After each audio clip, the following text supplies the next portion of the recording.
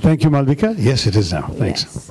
So, you know, your book, An Era of Darkness, has reintroduced you to a younger generation of readers who possibly, we grew up reading the great Indian novel. They still seem to be, though, pleased enough to say. You know, a generation later, a new bunch of people are reading it. Okay, that's great. But this is also a great way to get to know your writing. And a very instructive and educative book as well for a generation who is millennial and haven't studied or haven't really experienced. We are their parents, so we don't know anything about independence and the fight for it other than what we've heard. So with every generation, that dilutes. So this book is about the depredations of empire. But as you said, I have changed the topic.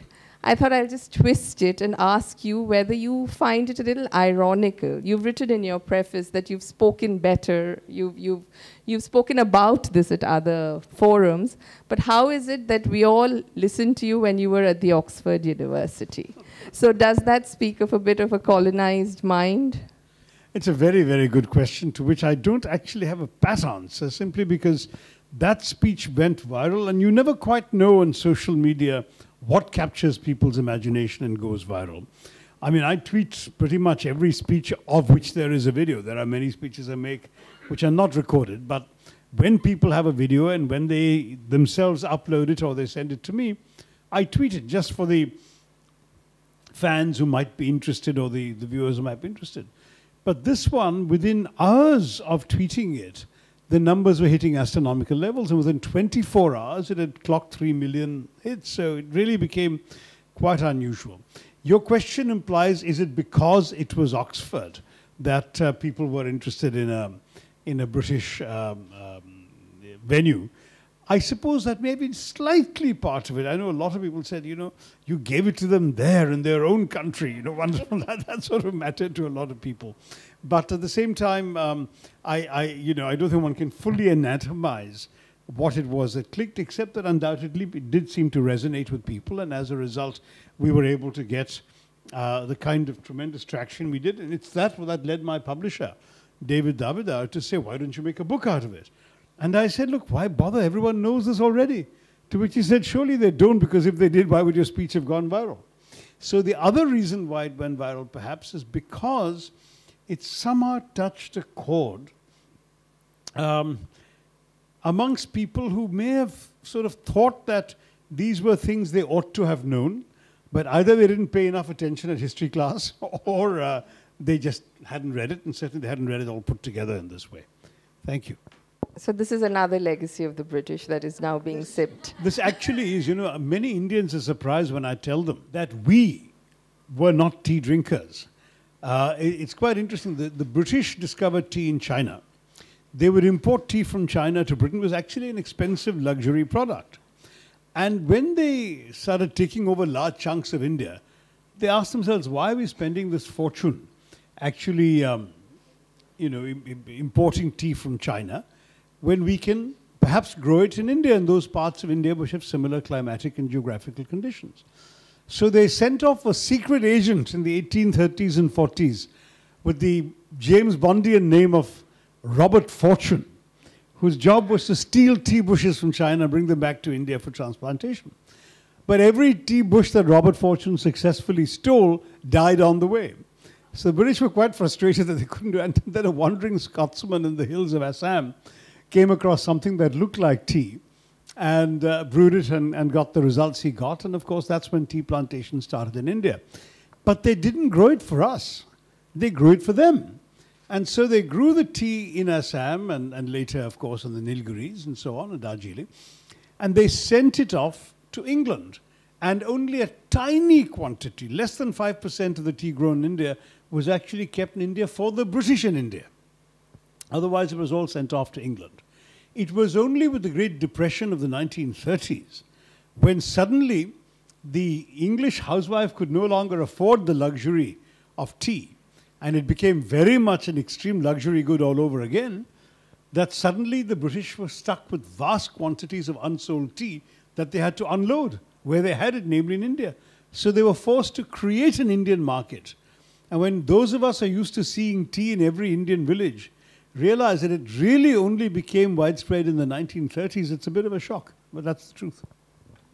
Okay, so coming back to, you know, how we still look for validation from the West, you know, it happens in art all the time. Vikram Seth was a self-published poet till the Golden Gate was published, and to much acclaim in the West.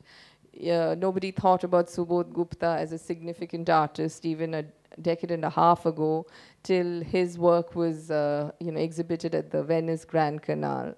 So there is a very strong case about Indians, and I have heard publishers through my Lit Meet interactions telling me that, you know, this writer, he's not even published abroad. He may be selling tens of thousands of copies in India. I remember reading an article when I was still an unpublished novelist. That is when I was working on the great Indian novel but hadn't finished it yet. An interview with Shashi Deshpande, who had published 2 or 3 novels in India to modest success, critical recognition, and she'd written a novel which every single then available Indian publisher turned down. In the 1980s, mid-80s, there weren't that many publishers. There was Jayco, there was Rupa, Orient Longmans, there weren't any of the big international houses. And every single one turned them down. So she sent it off to a British publisher, Virago. And when the British publisher snapped it up, suddenly she started getting all sorts of articles and interviews in the Indian media and a request from Indian publishers to publish it here.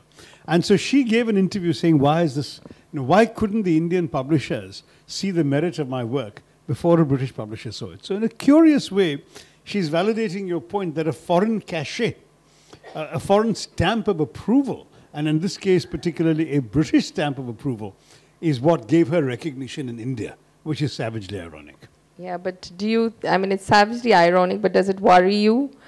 And you yourself, I'm sure your Bengali is good enough to understand this. Bangla mar Anglo Chele, or in Hindi, what's the Hindi of that?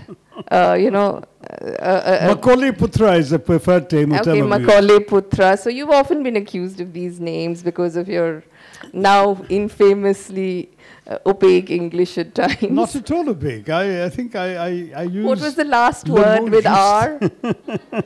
Rodomontade. But no, what I wanted to say was that I think that is actually... I'm trying to remember the thrust of your question with all the digressions about Bangla Mahan, Anglo-Chile. The thing is that the English language is not something that one needs to disavow, because I'm very proud of the heritage of the English language in India. It was the language of Indian nationalism. The first critiques of British colonialism in India were written in English. Dadabhai Nauroji's first book, R.C. Dutt's books, Jawaharlal Nehru's discovery of India, the first Prime Minister of India discovered India in English. So I don't feel one needs to apologize for English. What you need to apologize for is how you use the language and to what ends, to what purposes. As long as you're using the language for the advancement of your own people, first of all, it seems to me that there's nothing to be particularly apologetic about, and I'm not. Having said that, I find, for example, I don't have any kids here from La Martiniere or parents who've got kids in La Martiniere. The fact that there is still a school in Calcutta that has houses named for Chanak and Macaulay absolutely curdles my blood. It makes my stomach turn. I think it's a disgusting thing, to be very honest. Martin, who founded La Martiniere, was, of course, an unabashed colonialist himself. But for us, 70 years after independence, to be continuing to celebrate this legacy. I remember the days, as some of you will, was it the Calcutta Swimming Club or was it the Bengal Club Swimming Pool? I can't remember, which was all white till the late 60s, until a CPM, newly elected CPM minister led a posse of some 25 unwashed villagers from his constituency into the pool, daring the club owners, managers to stop him, and thereby sort of desegregated the pool. I have myself been thrown out of the Breach Candy Swimming Club in Bombay in the mid-60s when an American classmate thought that he could ignore the whites-only rule and take his Indian friend along. And I was told, I'm sorry, he's not allowed, out. This has happened in India 20 years after independence. So or almost 20 in those days, 17, 18 years after independence. Therefore, I can tell you that we do have some embarrassing colonial hangovers, and those, to my mind, we should definitely shed, such as La Martinière's ridiculous houses. But the truth is that the language itself, fine. And then when it comes to Indian books written and published in England, look, if you're a writer, it's tough enough to make ends meet. Writing, let me assure everybody who's planning to contemplate such a profession, is not a viable means of living. I have a son who is passionate about his craft and therefore is supporting himself while writing in New York. Shashi Tharoor, who has a collection of short stories called Swimmer Among the Stars, which got wonderful rave reviews around the world. He was here last year. Came here, he got a wonderful review in the New York Times, American edition, the British press, all of that. But just to pay the rent, he has to do some freelance journalism on the side, or what the Indian politicians of the ruling party prefer to call prostitution, in order to be able to survive. And that's because literature, you may get great reviews and high praise, but it doesn't actually give you much in terms of reward. So who can sneer at a writer who writes in English in India for wanting also the benefit of an English language audience in a foreign country? I think it's absolutely wrong to criticize the author for that. I think the author should be entitled to be able to make whatever money he can from a few British or American readers. And that's what indeed some Indian authors have done. I did something, I'm very proud to say, I was the first Indian author back in 1989 when the Great Indian Novel was accepted. 88 was when it was accepted by Viking Penguin in the UK. You have a thing you attach to the contract called the territories where the rights are given. I specifically said I'm taking out the territory of India or the Indian subcontinent because I knew that a British edition would not be affordable to the vast majority of Indians. And therefore, I wanted an edition which Indian college students could afford to pay for. So I took that out and I sold the rights for much less money. I think it was 5,000 rupees or something in those days, to Penguin India, separately from Viking Penguin, so they could bring out the book affordably. And they brought it out in a paperback, I remember, for 99 rupees. Now, that meant that it actually did become whatever a bestseller was in those days in India. The numbers weren't very high, but at least people were able to afford to buy it. Now, I could afford to do that because I was living and working. I was working at the United Nations, earning a UN salary, and writing was not for me a principal means of livelihood. I really wrote to be read because I had things I wanted to say. But that's not true of the vast majority of writers, and so I would request you to indulge their willingness to appeal to a Western public too. Yeah, but the question is, why do they have to first appeal there to then be appealing here? Now, moving... That's changing. Let me just... Sorry, I didn't get that. Nuanced your question. That's changing in the sense that in the old days, the assumption in India, particularly of the generation that came of age when the British were still ruling, was, how do we know a writer, an Indian writer in English is good enough? Only if the white man says he is, or she is. So the first few Indian writers were published, and you can name literally on the fingers of two hands, Mulkraj Anand, G.V. Dasani, R.K. Narayan, Kamala Markandaya, Shanta Ramarao, Anita Desai, and Manohar Malgankar. That was it. These were the only, Raja Rao, how can I never forget. These writers were all published first in the West. They became famous to Indian readers by being Indians who were first published in the West. So what happened was, for that, I'm talking about people who were publishing from the 1930s to the early 60s. These authors would not have had credibility to Indian readers. Indian readers reading in English were buying English or American books. They would read these Indian authors only because they had been found good enough to be published in the West. That complex, I think, we have finally shed. As I say, I'm proud of the fact that I was a bit of a pioneer, but now more and more authors do exactly what I'm saying. And because Western critics have woken up to Indian writers, there is also very much the sense that an Indian writer published in India, even published first in India, is on a par with an Indian writer published first elsewhere. And indeed, because our media gives us so much more attention, you actually get far more attention, fame, press clippings, internet mentions, and so on, if you're an Indian publishing in India, than you would be one of many authors publishing in the West. So I think I mean, you know, since I came back to India now 9 years ago, I severed connections with my agent in America. And I said, I'm going to write for Indian readers. I've had the joys of being published and reviewed in the New York Times and this and that. That no longer matters to me because I no longer live there. If they want to publish me and read me, fine. But this is where my market is. This is where my audience is. This is where my readership is. And I've had absolutely no regrets. I don't feel in any way diminished as a writer. On the contrary, the success of An Era of Darkness here was followed by its success in Britain under a different title, Inglorious Empire. But I didn't hesitate that the book should first be published here. Some Indian writers in the old days would worry about if we publish in India, maybe they won't want to publish it in the West because it'll already be second-hand. Nothing of that. I publish all my books here first.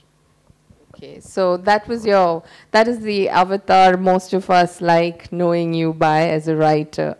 So now you're a politician and a parliamentarian, and there is a large part of the book which debates the British argument that democracy wouldn't be as robust in India, but for the British legacy of having their parliamentary system here.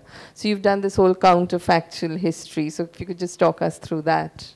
Well, yeah, and I don't actually believe that the parliamentary system is particularly well suited to India. But that's not my point. I'll come to that, but just let me hang that there in the air and just come back to the first implicit part of Malvika's question, which is, did the British give us democracy? Now, I addressed this issue already in Oxford because I was reacting to speeches made by people on the other side, and I was saying that, look, it's a bit rich to arrest, imprison, censor, maim, transport, execute, and do worse to people for 200 years and then celebrate the fact that they're a democracy at the end of it. The British spent most of their rule here denying us democracy. It is only towards the very end that they began seriously associating Indians with governance, and that too principally with the civil service. They were extremely reluctant to grant responsible governance. When you think about it, the first really free elections to representative provincial assemblies goes back to 1937, just 10 years before independence. So in 200 years of British rule, you say that for 10 years they were willing to be democratic. That doesn't really say very much. But on second thoughts, there is also the fact that that was provincial governments that were elected. There was never an all-India government under the British until 1946, when an interim government was formed after the British already decided to leave. So first things first, the British didn't give us democracy. They didn't want to give us democracy. They had no desire to see Indians asserting democratic rights. Now, secondly, on Malvika's other part about the parliamentary system, as I began by saying, I'm not a huge fan of the parliamentary system. I think it was devised in the very particular conditions of the British Isle, a tiny little country. There are about 650 people sitting in the overcrowded House of Commons. Each one, even today, represents only about 100,000 people, 100,000 voters, which means that strictly speaking, that's 1 lakh, okay? So each MP can, in the normal course of a campaign, knock on pretty much every door of every voter. And in fact, I remember I was in my sister's house. My nephews are here. I have a British sister who received a candidate while I was there in her house. And the MP candidate came and knocked on the door and came and sat and argued the case for voting for her in my sister's living room over a cup of tea. Now, we can't do that in India because I represent not 1 lakh people, not 2 lakh people. I represent 2 million people. So the very idea that when I'm representing 20 lakh people, that I can actually have direct contact with every voter is not there, which knocks the stuffing out of the basis of the parliamentary representation model. Secondly, in Britain, the parties are organized in very coherent class interests. There's never been any doubt about what a party stands for in Britain. And whether the Tories were the party of the aristocracy, the squirearchy, the big landlords, and eventually big business, and Labour was the party of the working class, the trade unions, and a lot of idealist students and intellectuals. Those identities were aligned with class interests in a society stratified by class. In India, we have myriad other stratifications. We have caste, we also have class, we also have region, we also have language, we have religion, we have issues of ethnic pride, we have tribal affinities in some parts. And all of these things clamor for representation. And this representation, therefore, inevitably creates a tendency to political fragmentation. It's balanced, on the other hand, by the fact that Indians instinctively vote for individuals rather than parties. Because the parties themselves don't mean very much and are not coherent identities, politicians in India drop parties, change parties, rename parties, split parties at the drop of a hat, and it doesn't really matter to them or to the voters. So the whole concept of the parliamentary system based on coherent parties doesn't actually apply in our country. But what actually happens is people vote for individuals. So if you want Jayalalitha to be chief minister, it doesn't matter who the AIDMK candidate is, you look for her symbol, which was the 2 leaves, and vote for whoever's running on that symbol. In the old days, I remember in 71 when I was a student here, too young to vote, I remember Indira Gandhi's picture was the only picture on all the Congress election posters, not the picture of the candidate. In those days, printing was also more expensive, so one picture was all they could afford, was Indira Gandhi's. So the idea was, you want Indira Gandhi to be prime minister, you vote for this man in this particular place. That's how, so we were actually distorting the parliamentary system in our voting behavior. We wanted to be ruled by individual figures, and to put them there, we voted for the people who are being elected in order to elect them by forming a majority in parliament. This is absurd. Why would you want to catch your nose this way instead of this way? You know, this is what we're doing. My argument is, in a presidential system, you'll have something far more directly representative, where people vote for the person they want to be ruled by. So vote directly for your chief minister, we'll call that person something else, perhaps to avoid confusion with the old system. Vote directly for your president and scrap the prime minister. Vote directly for your mayor, for your village chief. Then you have a person who's accountable. Further, that person is not vulnerable to the whims of a fickle legislative majority. Equally, that person is accountable to a genuine legislature, because right now what happens is, because the executive is formed by the legislative, that is, the prime minister and the cabinet are merely members of the majority party in the Lok Sabha, they have an automatic majority for everything.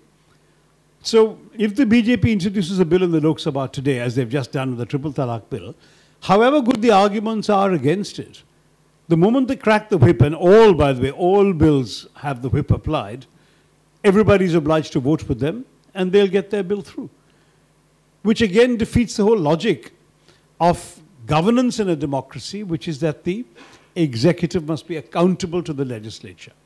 So for me, the case for a different system is transcendent. The British system is lousy. It might work in a tiny island country like theirs, with their society and their culture.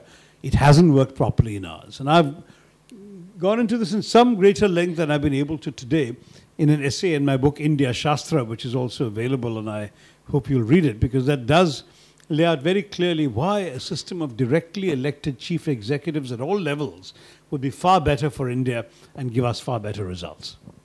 You've also mentioned that, the other decolonized countries like Pakistan and Bangladesh have both had very sketchy histories with democracy. So, if you could just tell us what you would imagine would have happened if the British hadn't landed and, those 200 years, how would we have arrived at democracy? Well, counterfactuals are guesswork. I love that. And my guess is as good as yours. But let us say that that we had not succumbed to colonial rule. Obviously, I don't want a counterfactual in which the British don't make it, but the French do, or the Dutch do, or something. Imagine speaking Dutch, what a horrendous prospect would be for all of us, right? So, the fact is that at least we ended up with the Brits, who gave us the language that has helped our economy to globalize more easily. But having said that, if there had been no colonization of India, what was the current in India? The Mughal Empire was disintegrating by the 1730s. They got a very severe blow with the attack by Nadir Shah in 1739, loot of Delhi, lack of people killed, a horrendous thing, Peacock throne taken away, everything. The Mughals were in a state of collapse. Now, what the Mughals had done, as you remember, was to rule the country through various governors who had grand titles and lots of opulence and thrones of their own, but who reported to and owed allegiance to the Mughal emperor. once the Mughals lost their central authority, then what happened was that you ended up with all these people becoming more or less semi-autonomous, and the British picked them off one by one. So they defeated Siraj-ud-Dawla. None of the others came to his aid because he was basically considered like an independent Nawab. And so one by one, they either defeated them and absorbed their territories, or they made them essentially surrender their manhood or their sovereignty to the British. The British parked somebody with the very modest title of resident in these princely courts, and the British resident basically told the king, Nawab, Maharaja, whatever, what he could do, how far he could go, and what he could not do. And essentially Britain ran India through these two formulae, either directly or indirectly by controlling the princes. That was how it worked. Now imagine if instead of the Brits, you had seen what was beginning to happen in the mid-18th century, the rise of the Marathas. The Marathas were spreading up. In fact, the Maratha ditch outside Calcutta was built by the British to keep the Marathas out. At one stage, the Mughal emperor was nothing more than a hostage of the Marathas. He was there essentially on their sufferance. He was doing what they told him to do. Now, it is true that the Marathas took a very bad beating at the Third Battle of Panipat in 1763 at the hands of the Afghan invader Ahmad Shah Abdali. But Abdali didn't stay on to rule. He whacked the Marathas, stole what he could, and went back to Afghanistan. So let's assume then, while we're still being counterfactual, that the Marathas picked up the pieces and said, what the hell? In reality, what happened was they were enfeebled and could no longer be a threat to the British, and the British then swept through.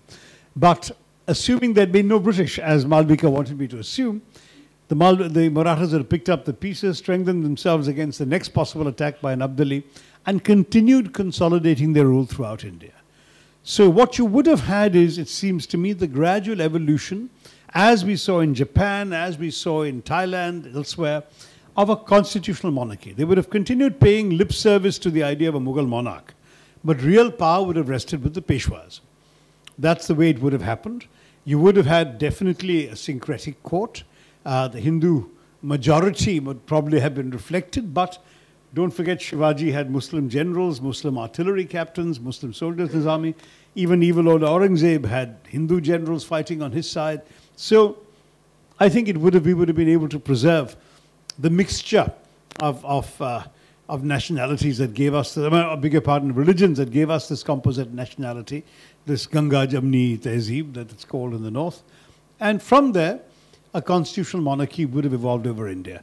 Don't forget that one of the things that every Indian monarch had tried to do, the Mauryas in Chandragupta's time, actually controlled more of India than the British ever did.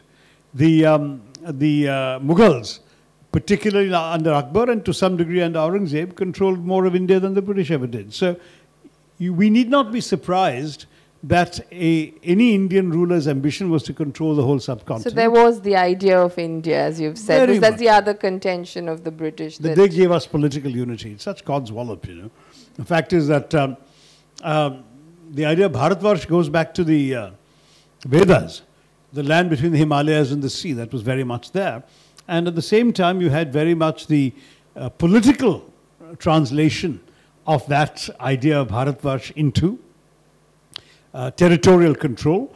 The main restrictions for them were their inability, of course, to have the means of communication to knit and hold together such a vast land together. By the 19th century, in any case, that would have happened. The British may not have come and built the railways, but the Maharajas could have afforded to import railway technology and built it, just as others did. The Japanese never invented railways either, but they have excellent railways there, and we would have done the same thing. We would have had the money. In 1700, we accounted for 27% of global GDP. Why couldn't we have bought railways if we wanted to? And so I think what would have happened is as I've described. But going back briefly to the political unity argument, there is an interesting idea of civilizational unity as well. Diana Eck, the Harvard scholar, has written about it in a religious sense as well, the sacred geography of India knit together by tracks of pilgrimage, as she says. But if that seems to you as a very Hindu idea, it's not only that. Maulana Azad has written about how Muslims going on pilgrimage on the Hajj from the subcontinent would be greeted and treated by the Arabs and other Muslims from elsewhere in the world as Hindi. Whether they were Pathans from the northwest or Tamils from the southeast didn't matter. There was in the minds of the rest of the world a recognizable civilizational space to which all these people belonged. And that was Hind, in the Arabic language. So I think that we could certainly have developed into the kind of country we would have wished to be without the horrors of partition, which was a direct legacy of British divide and rule, and the sufferings, killings, and waste that have followed since. Okay, so now to go back to the original debate which gave birth to this book, it was about reparation and apology and, you know, a kind of closure. That is what you were looking for. An annual fee of what, £1 is what you recommended. Well, no, I'll tell you, I was stuck with that topic because that was the Oxford students' topic. The Oxford Union debate had as topic Britain owes reparations to its former colonies. And so I couldn't get away from reparations because that was what I was invited to speak on. But I said in that speech that you can't actually quantify the damage done by British colonialism. How can you put a value on the lives, 35 million lives of Indians that were taken? Actually, in the speech, I think I said 19 or 20 or something. But I did my research when writing the book, and it was 35 million Indians who died totally unnecessary deaths because of British rule and British policy in famines.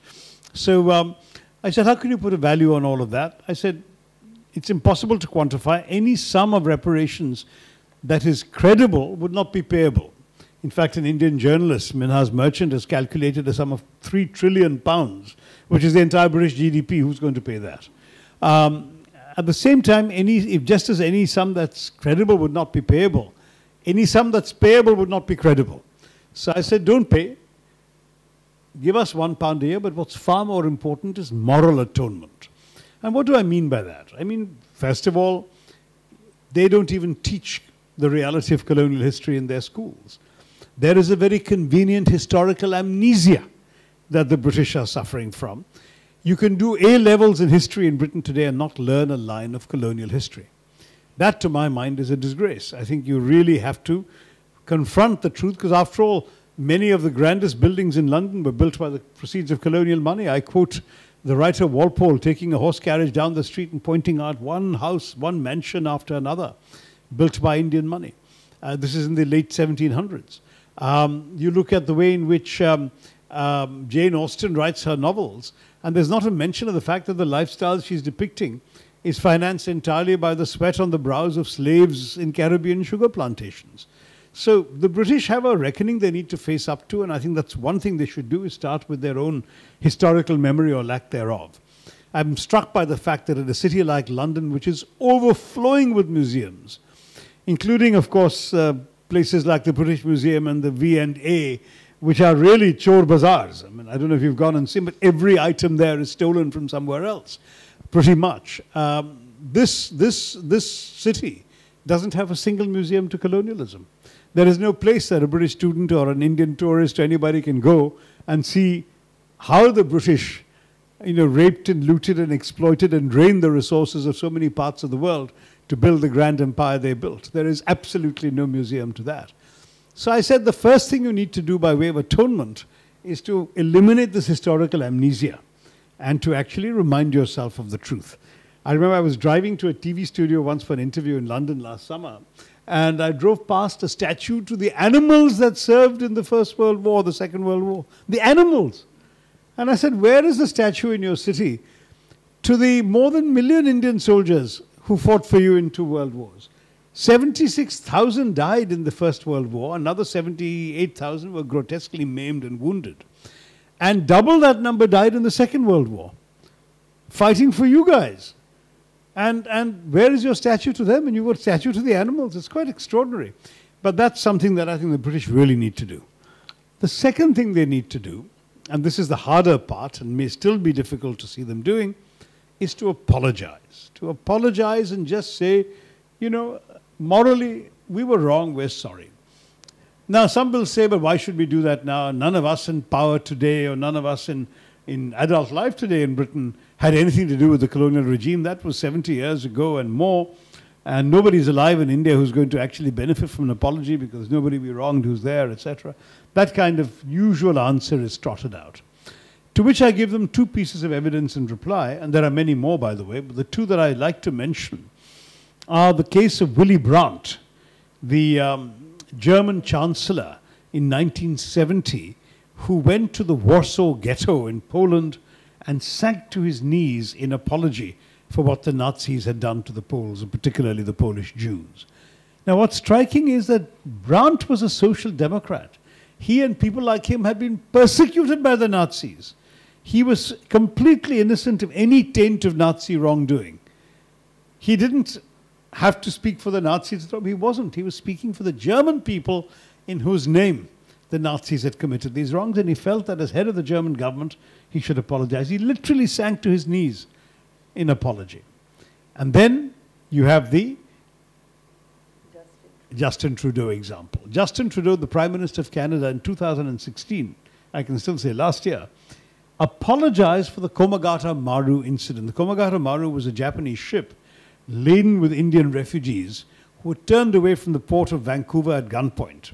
And pretty much everyone on board either perished on the high seas thereafter or at the hands of the Brits when they were caught. They included many revolutionaries, Ghadar Party members, and so on. 100 years later, when obviously there was nobody in Canada responsible for this decision still there, Trudeau apologized in the Canadian Parliament to the people of India for what had happened. So if he can do it, surely the Brits can do it too. Now, I know the British government is unlikely to, but perhaps a member of the royal family, since everything was done in the name of the crown, one of these extraordinary young men running around as princes or whatever, might show up in India and go on their knees in Jallianwala Bagh in time for the centenary of that awful massacre. The 13th of April 2019 will be the centenary.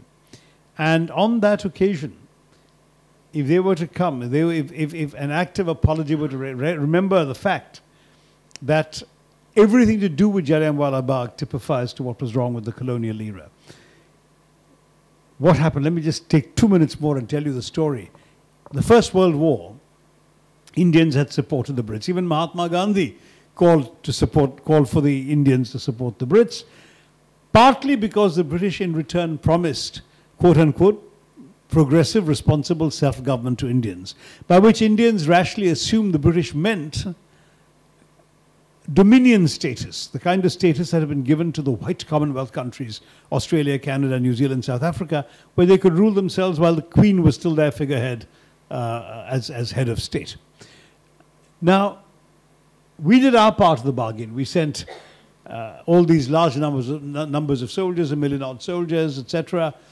We sent them early on when they really made a difference. It was Indian soldiers who stopped the German advance at Ypres in Belgium. Otherwise, Belgium would have fallen the first week of the war. Won 11 VCs in Ypres and Neuve-Chapelle. They were hugely heroic fighters. And they hadn't even been planning to go to Europe. They were on their way to Egypt in tropical clothing when they were diverted to Europe to go and fight. Anyway, this heroic act was not the only thing. Indians gave money, vast sums of money given not just by the Maharajas out of their treasuries, but by the Indian taxpayer, at a time when the country had been completely impoverished by British rule. And we were also being laid low by the Spanish flu at that time. And yet we were sending soldiers, nurses, money, pack animals, carts, clothing, food, and even rail lines were ripped out of the ground in India and sent off to aid the war effort. In exchange for all of this, did the British keep their word? Perfidious Albion broke its word. Not only broke its word, but instead of not only did it not give dominion status, it reimposed the wartime era restrictions on freedom of expression, freedom of assembly that had been imposed during the war, were reimposed under something called the Rowlatt Acts. Obviously, protests broke out across British India. Various people started addressing protest meetings, and the British clamped down with martial law. They didn't call it that, but that's what they did. They sent soldiers to actually crack the whip and keep Indians under control.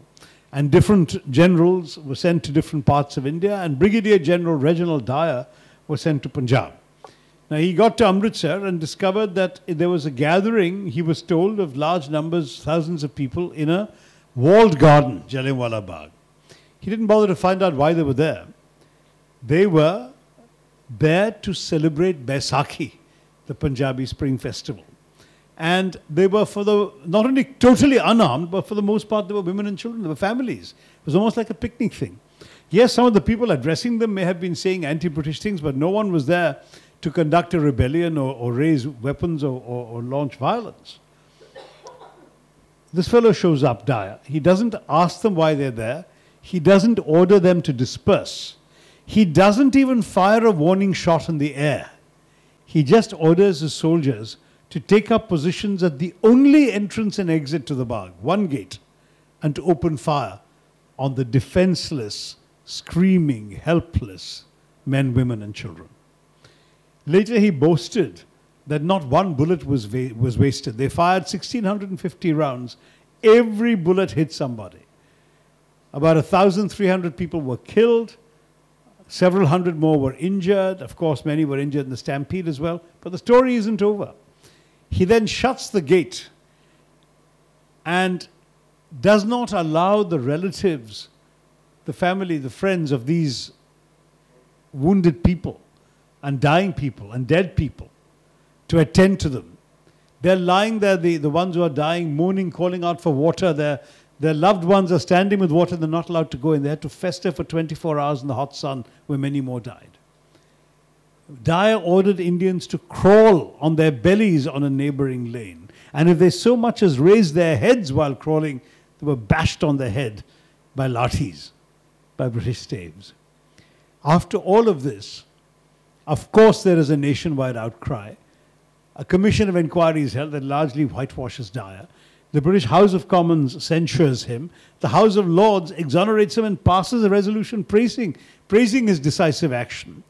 And the British conduct a collection for Dyer, which amounts to the princely sum of £250,000, which is presented to him with a bejeweled sword. And that flatulent voice of Victorian imperialism, Rudyard Kipling, hails him as the man who saved India. So the whole thing, the betrayal of the original promise, the cruelty of the massacre itself, the racism and indifference to Indian suffering that accompanied and followed it, and then the racist self-justification at the end, all of this put together makes Jallianwala Bagh the single worst atrocity of the Raj, and thereby fit to be the symbol of everything that was wrong at the worst of British colonialism. So if on that occasion, at least on the centenary of that occasion, a British official could come and apologize, I think it would send a fantastic message that would cleanse Britain of that original sin. So you had mentioned this as well as something else. I can see the director of Victoria Memorial is here. That apart from closure from the British side, we too need to remember our history. And you had recommended that the Victoria Memorial is refashioned as a memorial to colonialism. Yes. Yes, there's an interesting development on that. In fact, it was earlier this year when I spoke at the Victoria Memorial that I made this public appeal, and then I wrote about it, published a column in a magazine, The Week. And I then wrote to the Minister of Culture in Delhi, Mahesh Sharma, and to the Chief Minister of Bengal, Mamata Banerjee, asking that Victoria Memorial should house, as it were, a museum to colonialism, about colonialism. You know, the Victoria Memorial was built to exalt the greater glories of the Raj. And I find it slightly incongruous 70 years after independence that it houses most of the exhibits it does. Some rather mediocre paintings of British grandees during their stay here and so on, but very little pointing to the stark reality of what colonialism really meant to Indians. After all, it is in India, it is an independent India, and if I can tell the British, I believe justifiably, that they need a museum to colonialism, so do we. I didn't get a reply from Mamta Di, and I still haven't. I got a call from Mahesh Sharma's office about 3 months later when he saw the article saying he's lost the letter. Could he get it again? So it was sent to him. And he finally approached me and said, you know, I liked your idea. I was willing to take it up, but, you know, Pranab Da is against it. So I said, that's a bit surprising. So he said, yeah, the President of India says you can't do this. We shouldn't. So I went to see Pranab Da after he'd given up the presidency. And I said, the Minister of Culture says, you're against this. How can this be? He says, no, I'm not against the idea at all. He says, I am against renaming Victoria Memorial. I said, I never said rename it. You can call it Victoria Memorial. because Victoria was queen for most of the bad period. I mean, let us leave it what it is, but let us change the contents inside. He said, that I have no problem with. And he said, why not? There's plenty of space there. We can even extend it to get more exhibits there. So now I have to go back to, this was a conversation fairly recently, a couple of weeks ago, and I've been very busy since. I think I'll go back to the Minister of Culture and have a second innings at trying to persuade. But I'd love to know the views of the director of the Victoria Memorial. So let's hear what he has to say on it too. Yes, I think there's a good point at which to throw it open to the audience, and perhaps we can start with Dr. Sengupta, who is right here. Thank you so much, Dr. Tharoor, for bringing this up again. Your letter was actually duly forwarded to me. Oh, acha. Okay. And so you haven't replied, not Mamta. No, I did. I had to, because it came from the minister himself. So I replied within a couple of days, and our observations were, of course, we were perfectly in agreement with what you say in our assessments of the empire, but we said that, ideally we would like to do this, but a museum can only be a museum depending on the objects in its collection. And we do not really have any objects in our collection which shows this atrocious side of the empire. So we said that probably it would be very difficult if you want to keep this museum with real objects to refashion the entire museum to reflect the dark side of the empire. But we can certainly design one or more galleries which will be on the real nature of the empire. And we also wrote that we would love to consult Dr. Tharoor on this. And okay. that was last. This was, I think, back in July or August. Well, you see the stately pace at which the government of India's wheels turn. I still haven't been told this in writing yet. All right. So you sent it back to Delhi and it languishes somewhere there. I don't know. Well, I'll pursue it further. Thank you. I do think that that's a good beginning. That is, having one gallery, one exhibit, special exhibit or whatever. But I would also urge the government, if they're serious about this, to conduct a nationwide call for memorabilia from the Raj. Of course. And of course, it will have to be accompanied by narratives. If we can find, for argument's sake, something like the uniform of a British soldier, it's one thing to show it in a case saying uniform of a British soldier. It's quite another to have that uniform on display and accompanied with an illustration of a British soldier committing the Vellore massacre or the Jallianwala Bagh massacre or any other massacre, and saying they were wearing uniforms like this when they were killing our people. I mean, in other words, accompanying text, illustrations and so on can also amplify the exhibits that are available. Of course. We certainly should be able to get facsimiles, if not the real things of old newspapers from those days. I was hoping that in an ideal world, for example, that if we had a colonial museum, we'd actually have specific sort of exhibits on specific themes. So, for example, one of the fascinating things I've addressed in the book is the whole question of freedom of the press in India. And you could get, some of the earlier old newspapers, the Bengali, of course, the Holi Shahir Potrika, and publications like this, and they're running battles with the British. And again, talk about also children can come, they can see these newspapers of the past and also read a little bit of accompanying narrative, say in English, Bangla and Hindi, about what happened in the ways in which these things were run.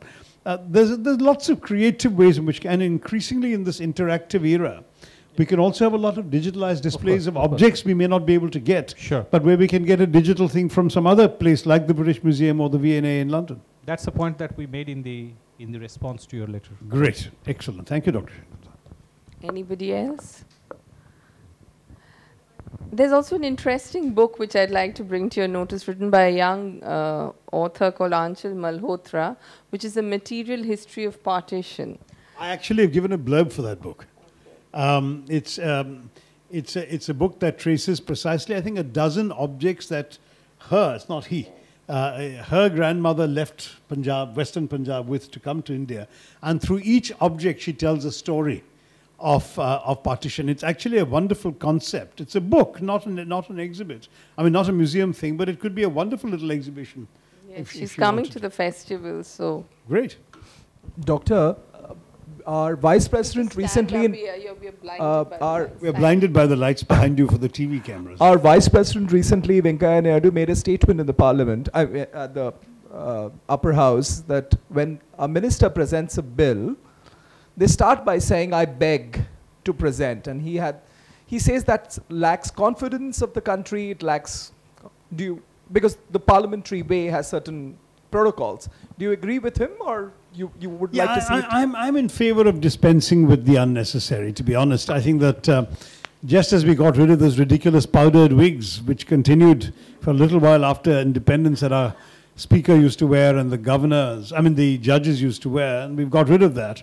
I would get rid of a lot of these trappings. In India, for example, in Parliament, why do we say "I" when we are voting affirmatively on a bill? Who says "I" in India except in Parliament? It's a British legacy. Scrap it. Let them say "ha." Let them say "yes." Yo. Let them They can say "yo." Let them say whatever that signifies assent. But why "I"? It seems me odd. I've similarly, I must say, but slightly more decorously than some of my colleagues, I have suggested that the stiflingly hot convocation gowns we're expected to wear. I've been chief guest at many a convocation. And it's all right in the winter, but my God, you go to a convocation in the hot summer months, and you've got not only what you're normally wearing, but on top of that, this black gown, very often made of rather thick material, fastened by Velcro, and then on top of that, the absurd hat on top of your head.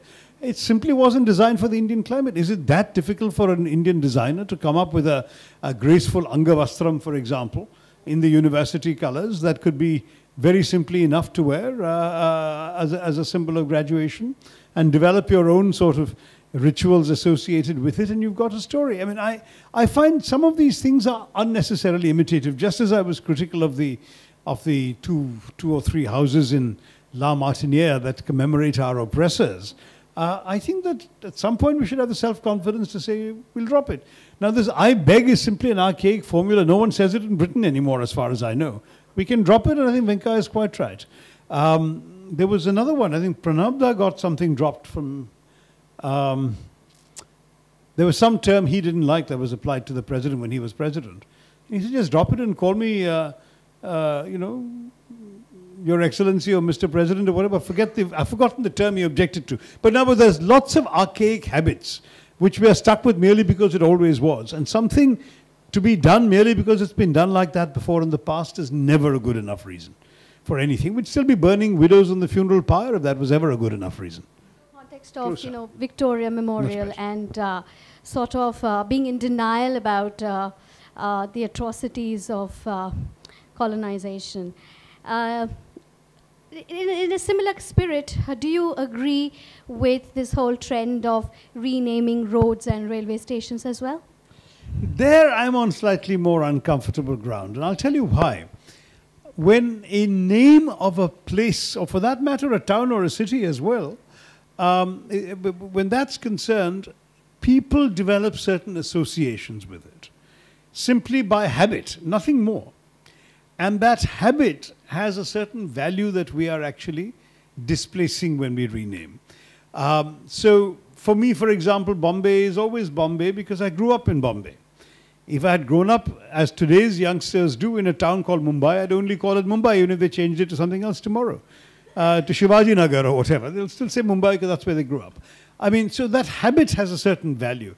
I remember how difficult it was to get a taxi driver to take you to Rafi Ahmed Kidwai Road in my childhood. It had been renamed a few years earlier. But if you said Wellesley Street, the driver would know.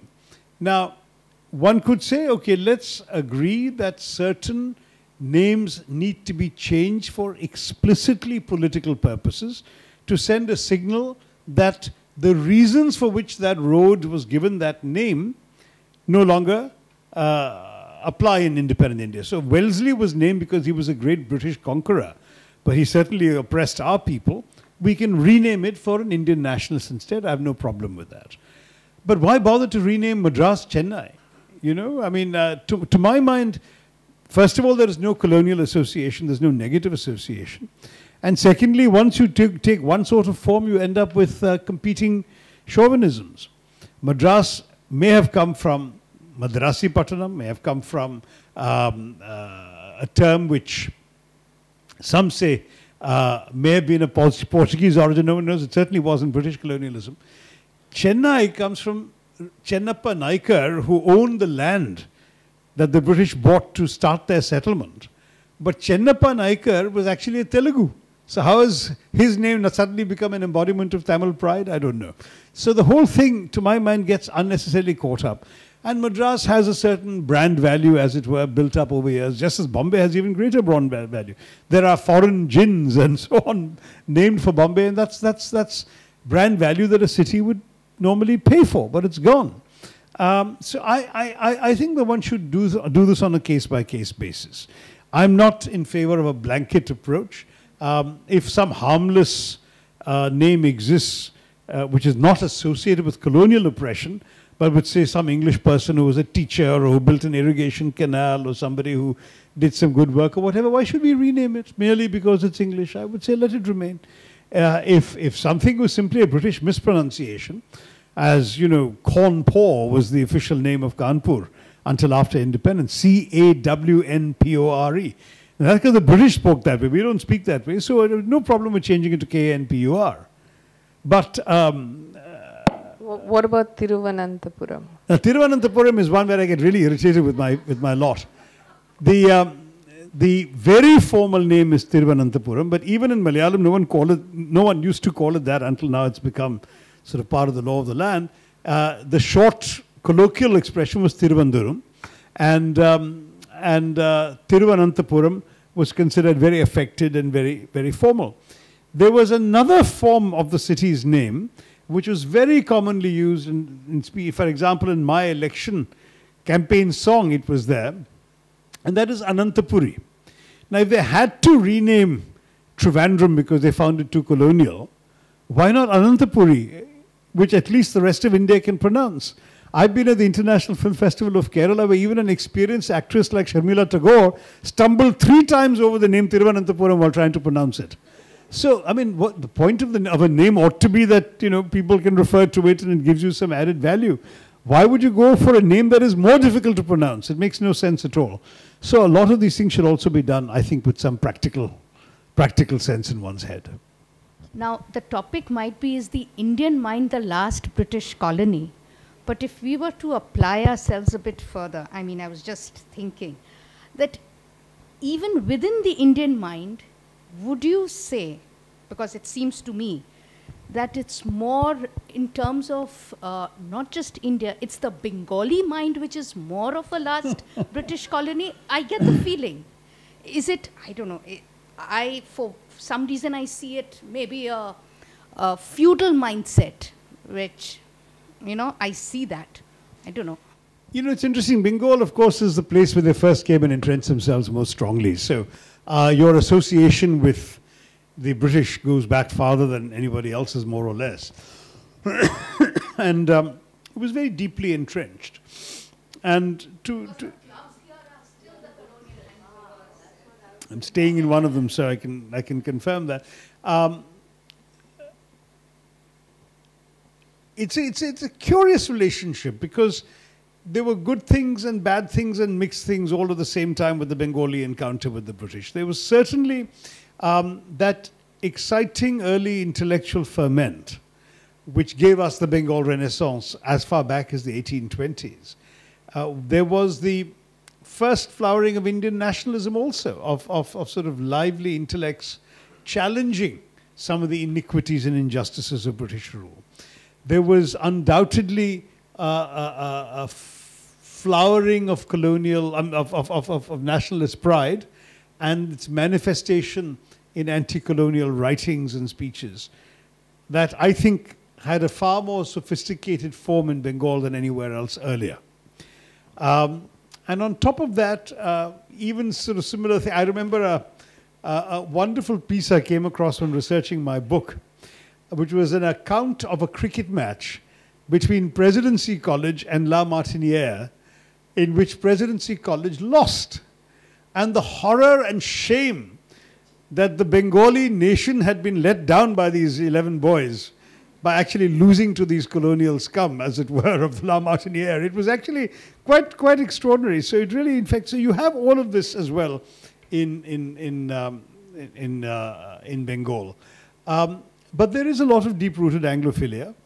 I would say if you were to find Indians today who actually are overtly and proudly Anglophile, celebrate English customs, habits, eating, tastes, music, visit London, etc., and see Britain and British universities as the acme and the paragon, a majority of such Indians will be Bengalis. So there is that as well. Shopan Dasgupta, my old classmate, is a Exhibit A, but then he did come from La Martiniere, so he can be partly forgiven. The fact is that that is very much true as well. But you know, today in our country, we are able to regard the British without a chip on our shoulder. I mean, I don't have any sort of active sort of what's the word I want? I suppose chip on the shoulder is the best expression about the Brits. I feel I can deal with them as equals, that I can hold my own with them. I don't have to go out of my way to impress them, and I don't have to go out of my way to fight them. They're not ruling me today. I can speak to them in relatively calm and measured tones. I can deplore the wrongs their ancestors did, and I can at the same time, I think, make demands of what they can and should do today, which seem to me to be entirely reasonable demands to make. Perhaps this was not possible in the first few decades after independence, when the shadow of the Englishman was still cast over us. That era is over, and I think even in Bengal, this tribe I described is gradually fading away. Yeah. Okay, so if we're going to really bunk, as we say, some of the wrongs that they've done, do you think that we might want to learn a few things from them, which we should have in the 200 years that they were here? Like their sense of timing. I mean, a simple thing like when we go to England and we find people queuing up, there is no sense of queuing up in our country at all. Everybody falls over everyone, even in an airport. So what do you say about that? Well, I think you're generalizing, but your generalization is not far off. I mean, I have seen orderly queues in India, but I would concede that they are relatively unusual. And I think that to some degree culture asserts itself. Look at the very civilized way in which the British conduct their parliamentary debates, for example. They can say the nastiest things to each other, but they won't be sort of, you know, shouting slogans in the well of the House and waving placards and ripping the speaker's mic off the desk and tearing up papers and all the other stuff that our legislators at various times have done. So yes, I wish we could learn from the British their sense of decorum. I wish we could learn from the British their ability consistently to do things, to play by the rules. Now, I don't want to overstate the value of that, because I'm quite critical in this about their British habit of doing things by the book. The Indian flexibility was actually more humane. And I talk about this in the context of droughts, for example. In India, even under the worst rapacities of the British, of the Mughals, I beg your pardon, or the Zamindars, you know, if there was a drought and the poor peasant couldn't afford to pay, invariably the tax was either reduced or postponed or deferred. If there was a death in the family or a marriage in the family, the same thing would happen. The British had no such flexibility. They said, this is it. We do everything by the book. There are no exceptions. There is no flexibility possible. You have to pay 85% of your crop this week. We don't care what your circumstances are. Your husband may have died, madam, you're the widow, but if you can't pay 85%, sell your land and give us the money, but otherwise you're going to be flogged and stripped and tortured and God knows what else. That was the way the British functioned. So playing by the rules sounds good, but when it becomes playing by the book without any humanity or flexibility or compassion, it doesn't sound so good. So some of the things in our nature, in our cultural character, may irritate you, and rightly so when it comes to people jumping queues or shouting or misbehaving, but sometimes it also reflects the kind of different people we are. I mean, we are not terribly British in many respects as cultures. And I suppose it's the authenticity of Indianness that's reasserting itself, for bad and for good. There's certainly a lot of bad, and I don't disagree with your implicit rebuke. As for punctuality, for example, I remember the UN. There was a convention known as the UN 15 minutes, which is that if a meeting was called at 11 it was understood that we'd only actually get underway at 11:15. So if everyone understands that, then it's not rude to be unpunctual. Right. So in India, it's the same thing. In England, if they say come for dinner at 8, they mean come for dinner at 8. If in India you say come for dinner at 8 and you show up at 8, the host will be still getting dressed. So you have to understand that within the culture, people have to have some understanding of what the expectations are and adjust accordingly. Yeah, we are always talking about all these apologizing and going back in history, etc. Isn't there a point where we could come and understand that, okay, this generation of our children can be taught history as it was without having to go into so much of detail and keeping it interesting at the same time, correct contextually, and just move on? I wish it were that simple. Because the truth is that what you choose to teach and how you choose to teach it both imply choices. I mean, history is such a vast subject, right? I mean, imagine just teaching everything that happened in India in 2017. You know, you could find it literally impossible to do. It took 365 days for it to happen. What happened in multiple places. You will choose what you focus on. I was lamenting in Parliament last week that I had a terrible cyclone in my constituency. Over 100 people died. But no one in North India was even aware of it because all the newspapers were reporting was the Gujarat elections. So in many ways, when you think about even journalistic reporting, but certainly historical writing, you're making choices. You're saying, this is important for my readers. This, the students of our country ought to know. This we can probably dispense with. This maybe people doing more advanced studies can research into, but we don't need to go into this, etc. There are always choices being made in what you do. And then how do you do it? What do you say about what you have chosen? That again implies choices. So that how you can describe the same facts that I've talked about in my book very neutrally. You can describe them from a very sympathetic British point of view, saying that this was the best they could do at that time in those circumstances, whatever. And then you could also do one in which you take the kind of point of view I have. So it's both what you choose to tell and how you choose to tell it that determines the shape of the history you learn.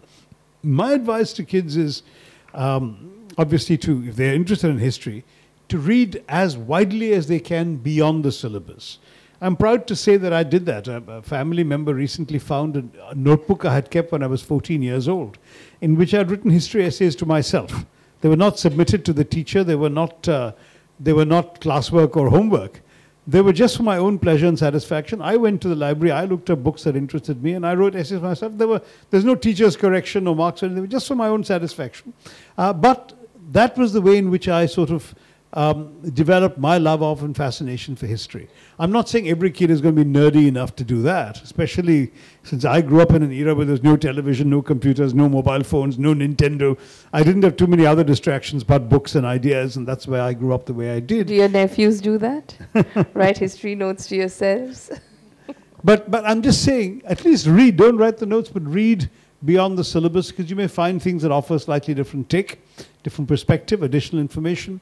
And it can be quite satisfying to know something that your classmates in school who didn't read beyond the textbook don't know. So think about that too. I think we started with Joyantha, so we might as well wind up with him. So yes, but that's a really tough ask, because as a mother of an 18-year-old, I can tell you, to get him to write history notes to himself is well nigh impossible. Fair enough. Yeah. Sorry, I had two quick This time would you stand so I can see you as well? Sorry. I've been hearing your voice. Sure. How are you, sir? Okay, yeah. I had two quick questions. One is about the, we all know that the empire was an atrocious empire. You have spoken so well about the depredations of the empire. These are all facts well known to us. But there is also this side of the empire, British Empire in India, which is about creating a huge pool of knowledge about ethnography, surveying, and all that. Zoological, linguistic, geographical, archaeological, and so on. Now, we also know that these two aspects of the empire were sometimes mutually complementary. They were in sync with each other. But also, this is something which not the British, none of the European powers do in Africa. This is certainly not what the Spanish do in the New World. So the huge amount of intellectual labor which the British spends about documenting knowledge about India, is this a reflection on how the Brits are, or is that a reflection on what India was like? This is my first question. The other is, what do you think about the other side of this? Is the Indian mind the last British colony? Can we also briefly have your take on, is India or South Asia or Asians, are they the nemesis of the empire? Robin Cook told us that chicken tikka is a British national dish. In all chicken tikka masala. Chicken tikka masala, right? Invented in Britain. Exactly. In all, we see in the films on urban dystopia in Hollywood, these are, you have these films on, you have these clips on Asian. Everything is Asian, right from the time of Blade Runner, all kinds of dystopia is Asian.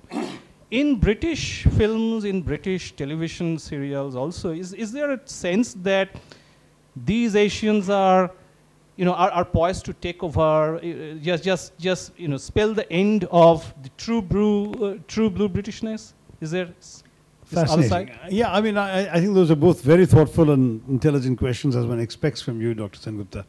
On the first one, I would concede that there was indeed a great deal of knowledge built up, but I would also argue it was built up for themselves. As I've described in the book, the map, the museum, and the census were all instruments of colonial control and domination. Knowing more about the place you've conquered is a way of establishing greater control over it. And so the British scholars who came may have individually been motivated by their own quest for knowledge and erudition and so on, but they were allowed to do their work, and their work was often facilitated for them because the colonial administration found it useful to document as amply as possible the land that they had conquered and were ruling. So to that degree, I would say they were not trying to do us a favor, they were doing themselves a favor. But yes, you're right in the process, the cataloging of botanical species, of flora and fauna, the uncovering of great priceless treasures of Indian culture that had been lost to our own knowledge, such as the Ajanta and Ellora caves, which were discovered by a British hunter, but discovered by accident in all fairness. He was chasing a tiger or a leopard and he stumbled across the caves.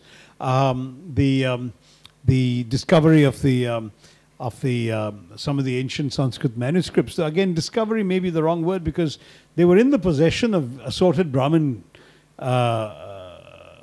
pundits. They were simply not shared with the public at large until the British discovered them or gained access to them and then made them more available. Orientalism in the good sense of the term, not the Edward Said sense of the term, but Orientalism as practiced by someone like William Jones, who was himself by his 30s perfectly fluent in Sanskrit, Arabic and Persian, and who did some extraordinary work to dig up some of the Indian past. All of this one can commend.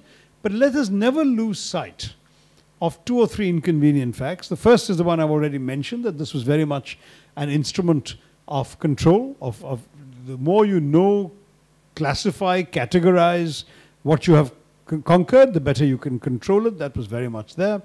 The second was, which is why even William Jones was, though he was very cynical about it, to participate in Warren Hastings' codification of Hindu law, the Code of Gentoo Laws. You remember that the Brahmin Pandits came and did. The second inconvenient fact is that the British never actually sought to do this to benefit Indians or sought to impart to Indians very consciously the knowledge they had collected. There were no institutions of Indian culture set up by the British. Bharatiya Vidya Bhavan, which came only in the 20th century, was an Indian attempt to possess and make something of these findings and discoveries. Third, British educational policy and educational budgets were so niggardly that there was very little money being devoted to either the propagation of English or the propagation of the knowledge being collected by the English. It was more important for an English knowledge creator or collector to take that back to his Royal Society in London and showcase it there than it was to impart it here. Will Durant, the American historian, reported in 1930 that the entire education budget of the government of India, from kindergarten to high school levels, I mean to university levels included, came less than half the high school budget of the state of New York that year. And there was one particular year he mentioned, because he was studying the official British accounts, where the entire expenditure on education was less than the amount spent on renovating the military barracks in Bengal, or in Fort William, I think, particularly. So there was never much money spent to promote knowledge in India. So it's difficult for me as an Indian to feel very grateful for it. There was knowledge created, a lot of it there, well and good. And now, because we have become sort of independent people standing on our own feet, we are able to lay claim to some of that knowledge and to build on it in independent India. But I wouldn't give the British more credit than the credit they deserve, and that the individual researchers and the individual discoverers and the individual collectors deserve, which they undoubtedly do. Your second question, giving us a long and complex answer to the first one, I may have forgotten the second one. It was about, just give me one. The second is, can we think of a flip side to Oh this yeah, the question? Asian thing, yeah. You're right, that part of it, it's because of the Asian immigration to Britain. I've often joked that, today, Indian curry houses, as the British call them in England, employ more people than the coal mining, shipbuilding and iron and steel industries combined. So the empire can strike back. But as a placard held up by a brown British protester in a photograph that was published a few years ago, memorably said to the British, anti-immigrant movement, the placard said, "We are here because you were there." And that was a healthy reminder to all these white people who are saying that the browns and the blacks don't belong, that the only reason they're there is because the British came here where they didn't belong and created the conditions that made this possible. So yes, Asians have gone back. Asians have invaded the British imagination. Robin Cook's famous comment, by the way, is actually, literally speaking, accurate, because chicken tikka masala was invented in Britain. The story goes that a bunch of drunken British football hooligans showed up at an Indian restaurant and ordered chicken tikka. And when it was the end of a long day, the football match was over, etc., it was quite late at night, the weary restaurateur plonked a chicken tikka in front of the yob. The fellow said, "Where's the gravy?" in a very belligerent tone. As you know, chicken tikka is a dry dish, there is no gravy, but the restaurateur was A, not willing to argue, and B, these are rather big, beefy and very drunk British football hooligans. So he took the chicken tikka back into the kitchen, opened a can of Campbell's tomato soup, poured some of it on the chicken tikka, sprinkled some herbs, shoved it into the microwave, brought it out and said, "Chicken tikka masala." Now this was a huge hit, and the whole bunch of people started ordering more. Other people, other tables said, "We want some of that." It became a big hit recipe from this restaurant. Then people started going to adjoining Indian restaurants and asking, "Can we have that dish?" And soon it spread. It literally was the culinary equivalent of going viral. And thus was chicken tikka masala born. Now if you eat chicken tikka masala in India, you're eating an Indian dish invented in Britain. But that's another story. The fact is that Indians have been able to inject some of this into Britain. One could argue it goes back to the colonial days as Indian words infected the English language. I've said that the British took the word loot into their dictionaries as well as their habits. And similarly, other Indian words, shampoo comes from champo. All the Hindi words they only knew in the imperative. They were giving orders. So champo means, massage my head. And so from there came shampoo, because when they massaged the head with sort of soap and water, that was a shampoo. That was a shampoo born. Or thug, which is from thug. Or bungalow, of course, obvious, jungle. And so it goes. There are literally thousands of words of Indian origin in the British dictionary. So we have contributed to colonizing the British mind to that degree. I would argue further that just as we have been transformed by 200 years of British rule, they have surely been transformed for good and perhaps for not so much good by the process of ruling us. Right from the money they took from us and the buildings they built and the habits they acquired, to the invention of mulligatawny soup, or the invention of kedgeree, or jodhpurs. Their riding costumes come from Jodhpur. Their pajamas that they sleep in come from Indian pajamas. That's another Indian word. And so it goes. So We have certainly influenced them as well. Perhaps not as much as they've influenced us. I think that would, a debate became a book, and a book might now become a museum. So, it's this whole debate has taken a life of its own. And thank you for, spearheading that. And I hope you all had a wonderful time. Dr. Tharoor has turned down the Kolkata Literary Meet this year. No, it's not that. It's just, unfortunately, January's turned out to be quite a crazy month. But we've had it Malvika here. is somebody who's a great patron of the arts, and I'm very happy to oblige her whenever I can. So delighted to see you all here under her auspices. Thank you. So the British tea is waiting in the next room, and I hope all of you can join us. I had masala chai. Yes, I Our noticed you did have transformation masala. of British tea.